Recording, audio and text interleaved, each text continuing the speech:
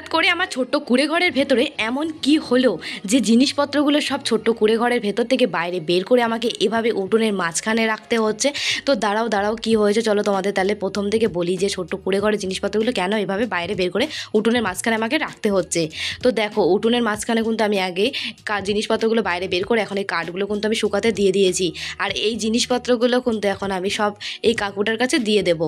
তো কেন দিচ্ছি দাঁড়াও আমি তোমাদেরকে বলছি, তার আগে তোমাদের একটা ছোট্ট কমেন্ট বলি। আজকে কি হলো দিদি, তুমি আমার নামটা নেও না, আমার ওপরে রাগ করেছো নাকি? তোমার সব ভিডিও দেখি আর আমি লাইক করি আর বলবো না, আমার বরের ফোন থেকেও দেখি, খুব ভালো লাগে। আমার নাম মার্জিয়া। তো থ্যাংক ইউ মার্জিয়া আমাকে এত সুন্দর একটা কমেন্ট করার জন্য। আমার তরফ থেকে রইলো তোমার জন্য অনেক অনেক ভালোবাসা। অনেক ভালো থেকো মার্জিয়া তুমি। তো বন্ধুরা তোমরা হয়তো ভাবছো যে আমি তোমাদের প্রত্যেকের ওপরে রেগে আছি সেই জন্য তোমাদের নামগুলো আমি তুলে ধরে বলছি না, সেরকম কিন্তু কোনো ব্যাপার না। তোমরা নিয়মিত প্রত্যেক দিন আমার ভিডিও দেখতে থাকো, কোনো না কোনো ভিডিওতে নিশ্চয়ই তোমাদের নামগুলো আমি তুলে ধরে বলবো।